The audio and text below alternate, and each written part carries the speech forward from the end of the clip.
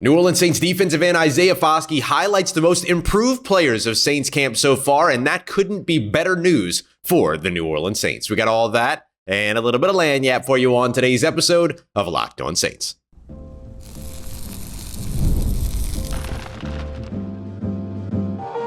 You are Locked On Saints, your daily New Orleans Saints podcast.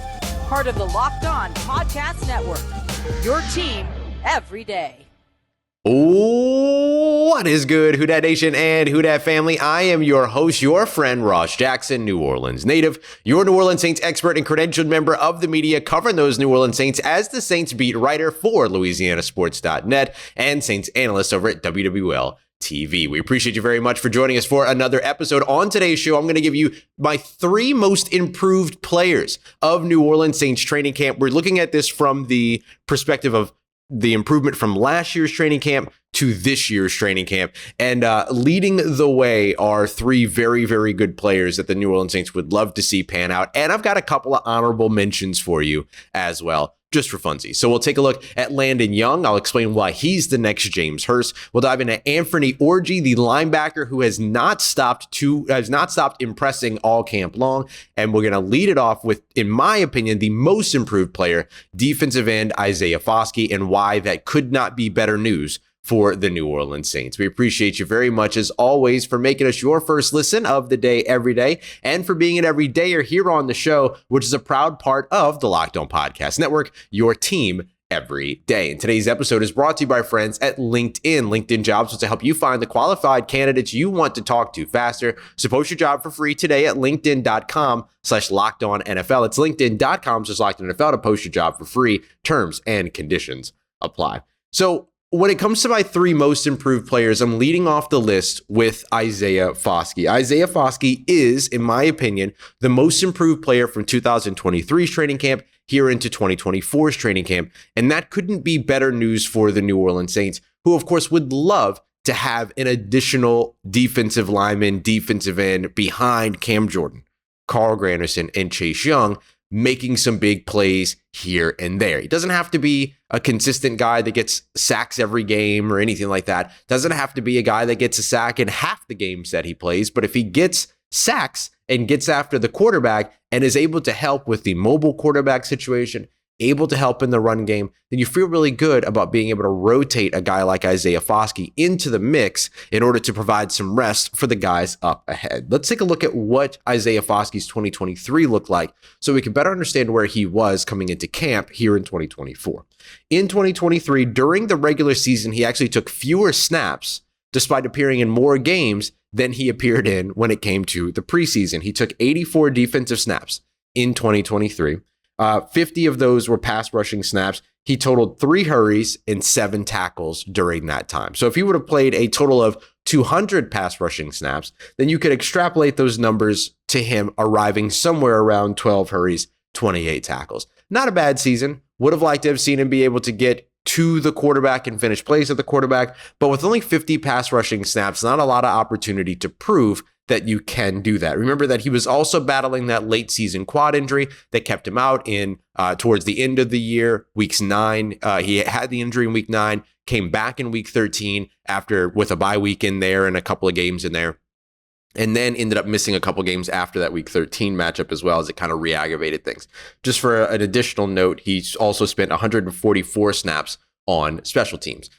So what we're seeing from Isaiah Foskey right now is a much healthier and a much freer player. I think that not having to worry about the health, not having to think about the health, has made it a little bit easier for him to not have to think so much about the game and what he's doing and how to do it and how to not do something wrong. I'll explain a little bit about his mentality here in just a sec, but I do want to highlight last year's preseason production as well, because he was actually pretty impressive in the preseason. 118 defensive snaps is all he played, only 80 of which were in the pass rush, but he racked up 4 hurries, a sack, and 3 tackles. Pretty good for a preseason set of reps where you're not picking up much rhythm. You're not getting an entire half in some cases. You're only getting a couple of drives, or you're only getting a quarter or something like that, or you're getting the second quarter with the halftime break in the middle before you go into the third quarter and all those other things. Not the easiest way to pick up rhythm being in a preseason game, but Isaiah Foskey still able to put up a couple of good numbers there while also participating in 32 special team snaps. So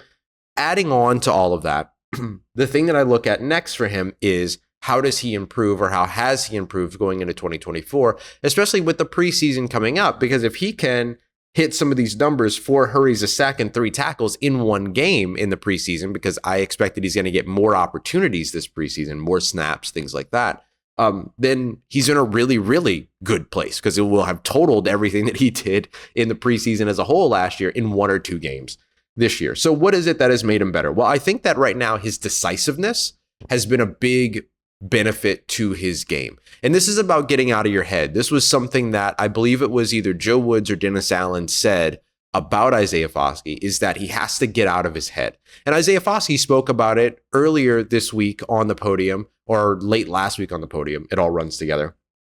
When he spoke about having a bad play last year, he would turn around and be thinking about how he couldn't allow himself to have that bad play again. This year, if he has a bad play, all he's thinking about is making a good play the next play. It's a small reframe, but instead of being driven by the negative play that just happened, he's driven by the pursuit of the positive play. And I think that that is something that every NFL player can benefit from. That's what we talk about when we talk about players having a short memory, right? The short memory that you have to have as a cornerback, where you give up a catch on one play. You have to forget that and move on to the next play and go out there and try to make the right play the next opportunity that you get. You can't sit there and just think about that catch the entire time, because you're going to allow another and another and another. And even if you keep yourself from making that mistake, you're bound to make another one, because you're not focused on the right technique. You're focused on the wrong thing that you just did. So you might protect yourself from repeating the same mistake, but you're bound to make a different mistake. Isaiah Foskey sounds like he's out of his head when it comes to all that. What has that led to? It's led to him being more disruptive, more instinctive, and playing a lot faster than we saw him play last year. It's a lot less calculating. It's a lot less, and when I mean calculating, I mean like buffering, right? Like having to stop and think and stuff like that. His reaction times were impacted by that a little bit last year, I imagine. This year, we're not seeing that. He's just kind of going with the flow of the play. He's following the flow of the ball, making plays where he gets those opportunities. And he's making those plays not only by getting into the backfield, but he's making those plays by shooting the right gaps in the run game. He's making those plays by being instinctive and making the right choices quickly, not overthinking things. I think all of that goes a long way. So why would him having a good season, not a spectacular season, not even a fantastic season, a good season, why would him having a good season help the Saints? Well, as we've discussed before, it raises the floor of that defensive end room, but it also gives you the opportunity to keep some of these other guys a little bit fresher. If he can get out there and play 10 plus snaps in the first half, that keeps your guys' legs a little bit fresher towards the end of the game, where you might really need them to go out there and put pressure on a quarterback to seal a game, steal a game away, whatever it might be. The other thing is that it's just good to have a lot of good players at premium positions. Look at what the Saints have done overloading their cornerback room and how valuable that's going to be for them. Same thing can happen here with Isaiah Foskey, because if one of those top 3 edge rushers misses some time, or heck needs to go off the field to tie a shoe, you don't want to have a drop off. And Isaiah Foskey can help to mitigate a little bit of that drop-off. So what does a good season look like? Well, I go back to Trey Hendrickson's 2019 season, not his 2020 season where he had 13 and a half sacks. Let's not have that expectation. But his 2019 season where he appeared in 13 games, totaled 4.5 sacks, and added four tackles for a loss. That's a solid season for Isaiah Foskey, because you should be looking at those numbers in concert with what Payton Turner could potentially bring as well. And if Payton Turner brings a similar season, and between the two of them, Isaiah Foskey and Payton Turner, you get an additional 10 sacks combined, that's a good spot to be while your other guys are going out there getting sacks. Your linebackers are contributing, your defensive interiors are contributing, all of that. So we have to be realistic about what you're getting from a defensive end 4 or a defensive end 5.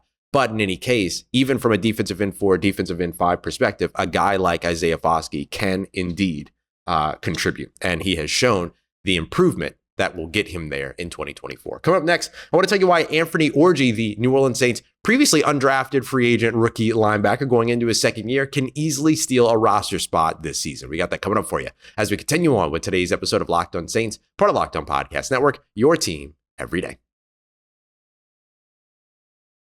Today's episode of Locked On Saints is brought to you by our friends at LinkedIn Jobs. LinkedIn Jobs will help you find the quality candidates you want to talk to faster, and they want to do it for free. They're making the process easier and easier for small businesses out there who might be looking to add to their team. You know that your services, your job everything that it is that you provide is only as good as the team that is providing it. So every one of those hires can feel like a high stakes wager, but LinkedIn Jobs is helping to make sure that they're mitigating some of that risk for you. They make it easier, right? It's a huge network. They make it simple when it comes to tools to help you even write job descriptions, all of that. It doesn't get any better than LinkedIn. And we also see 2.5 million small businesses use LinkedIn for their hiring. Meanwhile, 70% of users that look for jobs on LinkedIn don't even visit other job sites. So hire professionals like a professional with LinkedIn. Head over to linkedin.com/LockedOnNFL to post your job for free. Post your job for free today at linkedin.com/LockedOnNFL. Terms and conditions apply.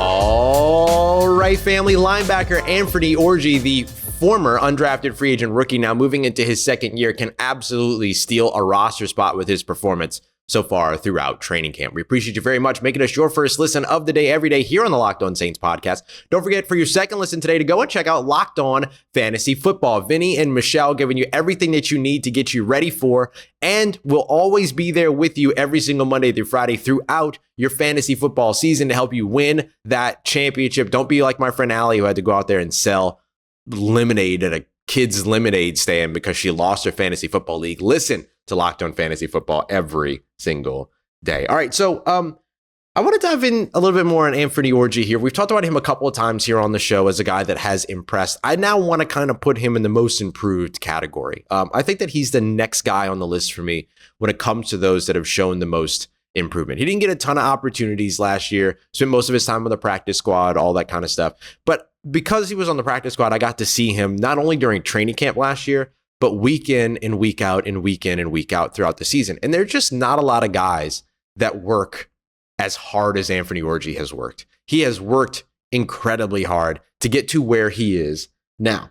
His instincts right now look off the chart. He does a really good job of being able to what we call click and close, or read and react, which is where you, as a linebacker, see a play developing in front of you, you diagnose it, you comprehend it, and know what your role is, and so therefore snap into action in order to be able to counter what it is that the defense is doing. He's gotten a lot better at doing things like reading play flow, which is where a play looks like it's moving based on the blocking structure, based on where the ball is going, however it is that you want to look at it. But reading the play flow, he's done a really good job there. And he's done a really good job on back angle pursuits as well. So we talk about back angle pursuits. We're talking about a play that is going to the opposite side of the field from where he is, but he climbs and gets to where the play is going. And so we saw that. My best example of that was a toss or a pitch. I can't remember which one it was yesterday in practice, where they tossed Alvin Kamara out to the right.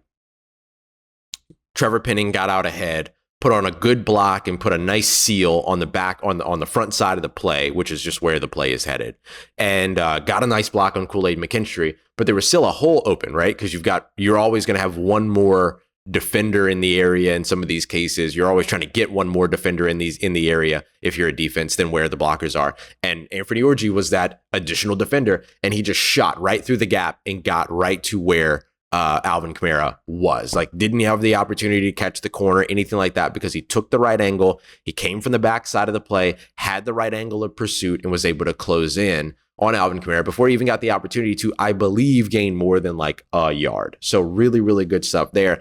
But that's not just one play that we've seen that way. We've seen him make that kind of play over and over and over again here throughout training camp. And don't get me wrong, he's done a lot of good downhill pursuit as well, to where he is lined up and the ball is coming his way. The gap opens up in front of him. He has to shoot that gap. Bang. He's done that as well.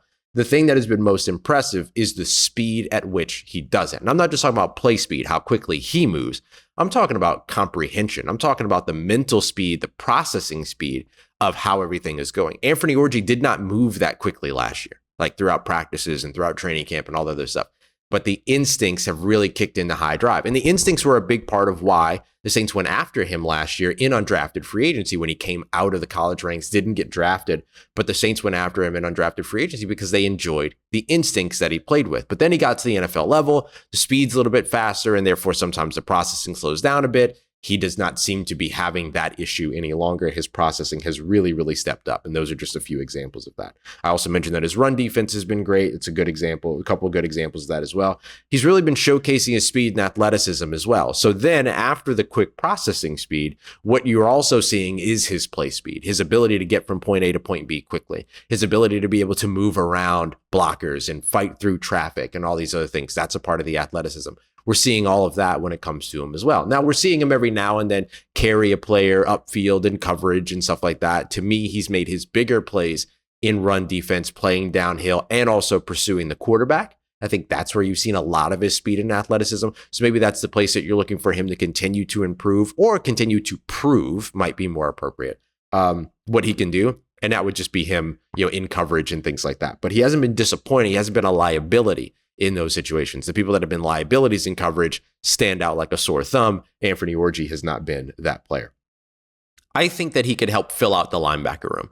And one of the reasons why I think that is that if you consider the Saints' options when it comes to depth behind your top three guys, Demario Davis, Pete Werner, Willie Gay, you know that they're locks.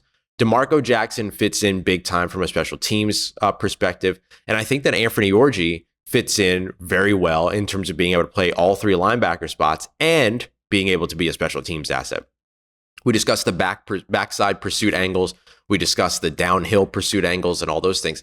All that stuff translates to the special teams game as well, because that's what it's all about. You're trying to shoot those gaps and trying to make sure that there's no space open for a returner to be able to fire through those gaps and create a big return and things like that. So I think that when it comes to Orji, I think that he shows you a bit of what he can do over on the defensive side and shows you what he can do on the special team side. I think that the competition for him, though, could be stark, right? A guy like Khaleke Hudson has looked really good. A guy like Monty Rice has looked really good. Isaiah Stallbird, this year's undrafted free agent, has made some nice plays as well. I think Isaiah Stallbird is probably a shoo-in for the practice squad, but those other guys could potentially be problem makers for Anfernee Orji when it comes to the active roster. And then the Saints just added Mike Rose there as well. But I still like Anfernee Orji's opportunity. I still like what it is that he brings to this team. And I still like the chance that's ahead of him, especially with these preseason games coming up, for him to be able to potentially earn a well-deserved roster spot. I think that we've also seen some progress with him as with the players around him when it comes to health. I didn't even mention Jalen Ford, but the only reason why I didn't mention Jalen Ford, the rookie from this year, is because he's been dealing with injury. But we've seen some progress there. We've seen progress for him and Demario Davis working off to the side for a little bit in yesterday's practice, getting some work in. We've actually seen Jalen Ford working off to the side for a couple of practices now. Then we also saw him and Demario come back out and have like their jerseys on and join the sideline and be there to root everybody on as they're practicing and doing the team drills and stuff like that. But I think that even with that advancement in some of those health question marks, and particularly with Jalen Ford's health and things like that, I still think that the opportunity is absolutely there for Anfernee Orji, who at the absolute very least will end up on a practice squad, right? At the absolute very least. But I think that Anfernee Orji is making a case for himself so far as one of the most improved players from last year's training camp to this year's training camp, to potentially get more than that and potentially land on the active roster as a whole. Coming up next, let's jump over to the offensive side as we wrap up our most improved players. I'm going to explain to you why I think Landon Young is the next James Hurst. We got that coming up for you as we continue on with today's episode of Locked On Saints, part of Locked On Podcast Network, your team every day. Today's episode is brought to you by friends at Game Time. What time is it? Yes, it's Game Time, the best ticketing app out there and the only one that I use when it comes to buying tickets for my favorite events. I'm working on maybe going to this Childish Gambino, Donald Glover concert in September. Definitely going to check Game Time for that. I almost went to a Jhené Aiko concert out here because that was also on the Game Time app, but we decided to go to the Angels game and stuff like that. Might be going up to a Dodgers game. I can do all of that through the Game Time app whenever I want. I can make that decision tonight if I wanted to. And thanks to their flash deals, their zone deals, and their all-in pricing, I have nothing to worry about. I'm going to end up getting tickets, more affordable rates, and I'll know what the price is before I get the checkout, which is probably one of my favorite things about Game Time outside of being able to see the view from your seat before you buy those tickets. So make sure you go and check out Game Time today. Take all the guesswork out of buying your tickets. Download the Game Time app, create an account, and use the promo code LOCKEDONNFL for $20 off of your first purchase. Terms apply. Again, create an account and redeem code LOCKEDONNFL for $20 off. Download Game Time today. Last minute tickets, lowest price guaranteed. Let's get it, Who Dat Nation. Landon Young, New Orleans Saints offensive lineman, looks like he is set to be the next James Hurst. We appreciate you very much, as always, for being here. Don't forget, we are your team every day, so we'll be live later on today after practice. Fresh episode for you tomorrow morning, looking ahead to the Atlanta Falcons game. I'm already ready for the New Orleans Saints to stomp the Atlanta Falcons. Let's get it. For the Arizona Cardinals preseason game, there won't be an episode Saturday morning, probably. I don't know. We'll see. I might. The bug might bite me, but I'll be live almost immediately after the game because I'm not traveling to Arizona for the game this time around, and so I'm gonna be able to go live right after the games. Make sure you come through for that as well. So that's our programming for the rest of the week. And of course, don't forget to check out the Locked On NFL 24/7 live stream if you're looking for more news around the NFL as well. All right, so I want to dive into Landon Young here. Landon Young has always been one of my favorite players to talk to because I've never not learned something every time that I've talked to Landon Young. One of the smartest football guys, one of the smartest guys that I've talked to. And I think he's the next James Hurst. And I don't think my opinion in that is alone. I think that it's pretty clear that that's what it is that the New Orleans Saints are looking to do with him. You look at him over the course of from 2021 to 2023, you saw him play left tackle, you saw him play right tackle. Now we're seeing him not only play both tackle spots, but we're also watching the interior flex as well, him get moved into the left guard spot, the right guard. Well, not really so much the right guard spot, but mostly the left guard spot and things like that. I don't think that Landon Young is a guy that's competing to start at left guard, but he's definitely a guy that's competing, or really kind of all alone in any competition, for being the Saints' kind of primary rotational piece, the kind of sixth offensive lineman that you can move around and do whatever you want with.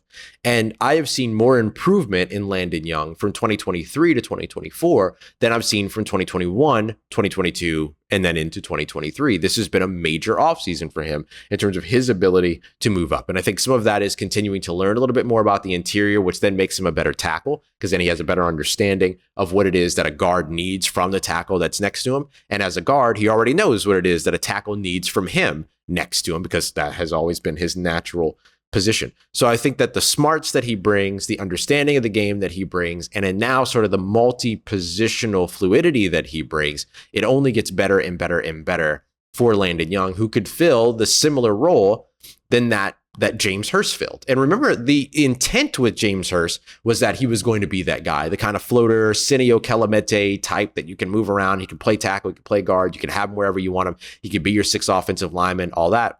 But then he ended up needing to start because Andrus Peat couldn't stay on the field. And then eventually, the Saints lost and moved on rather from Trevor Penning at left tackle. So James Hurst can continue to start at left tackle. Then they swapped James Hurst and Andrus Peat. So James Hurst obviously was of great value to this New Orleans Saints team. Absolutely no doubt about that.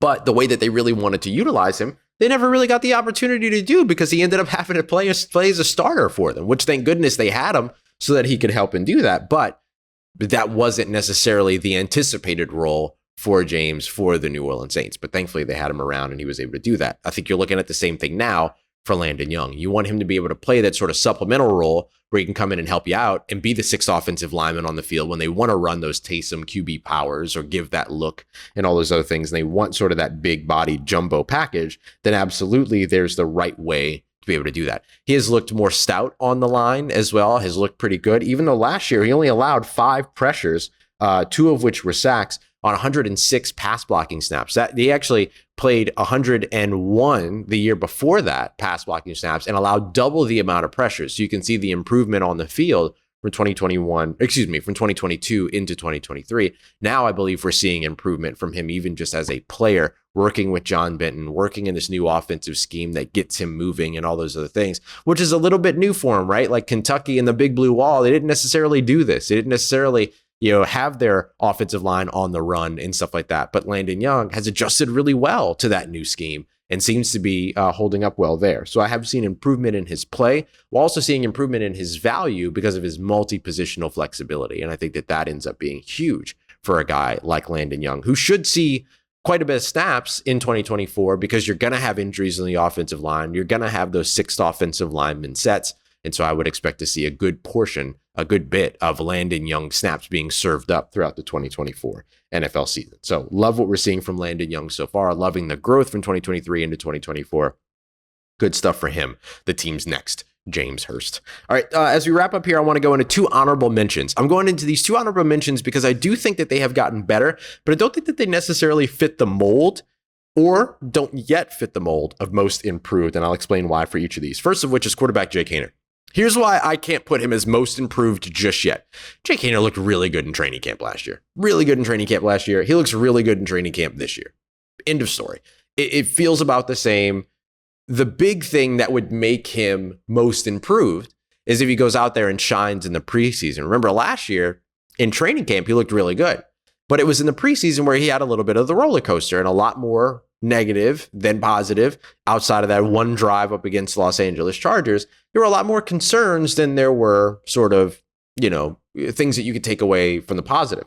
And so I look at Jake Haener as being pretty much where he has been. However, with a real chance to be able to take a big step ahead by performing well in the preseason. And I'll tell you what, the confidence, the accountability, the good decision-making, all the things that we're seeing throughout camp right now should translate to a better preseason performance this year. Or let me say it this way, a more consistently better preseason performance this year than what we saw in last year's preseason. And so I think we will, by the end of the preseason, be talking about Jake Haener as one of the most improved players from 2023 into 2024. I just can't give him that tag yet because where he needs to really show the improvement is going to be in the preseason as opposed to just through training camp. But he has looked pretty solid here throughout training camp, having probably one of his best days in his return to the field yesterday after missing practice on Monday this week with that procedure that was a part of the treatment for his cancer diagnosis that he received earlier this offseason. And then finally, running back Jordan Mims gets an honorable mention for me as well. And the reason why is that I'm not sure if he's improved or if he's just good. Like, we didn't really get the opportunity to see him very much last year. I mean, he ran for 47 yards on, I think it was 11 carries, but 47 yards, averaged 4.3 yards per carry and a touchdown for the Buffalo Bills during last year's preseason. But we never really got the opportunity to get a look at him in New Orleans last year. In week 18, he played 3 special team snaps, but that's really it. And so it was the preseason last year that he actually looked pretty good. And the Saints went out and signed him after the Buffalo Bills moved on from him on cut day. And he landed on the practice squad, stayed there throughout the season. Now he's in a system that feels like he's really well suited for.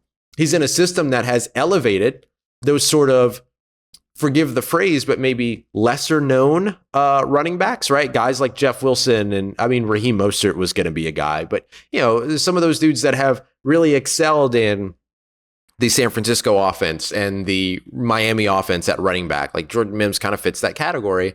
And I think that gives him the opportunity to be a really good player, but I'm not sure if he's most improved because we barely got to see him in the first place. He might just be good. Like, it might just be that simple. And I think that would be great for New Orleans and obviously great for Jordan Mims to have landed in a position to where he has an opportunity ahead of him and an offense to support that opportunity. So those are our honorable mentions, and our 3 most improved players: Landon Young on the offensive line, Anfernee Orji at linebacker, and then, of course, Isaiah Foskey at defensive end. We'll be live later on today. Make sure you come through. And as always, we appreciate you very much for checking us out and being here for another episode of Locked On Saints. Make sure you go and check out Locked On LSU, Locked On Pelicans as well, to check out what's going on around Locked On Louisiana. We appreciate you very much making us part of your day, part of your routine, for saying yes to be on the show. As always, if you see me, please say hi. If you need anything else around your New Orleans Saints in between these episodes, make sure you follow me on your favorite social media at Ross Jackson, NOLA. Hit me up. Let me know how the family's doing. Let me know how you're living. Let me know how you're momming them. And trust Who Dat Nation, I'll holla at you.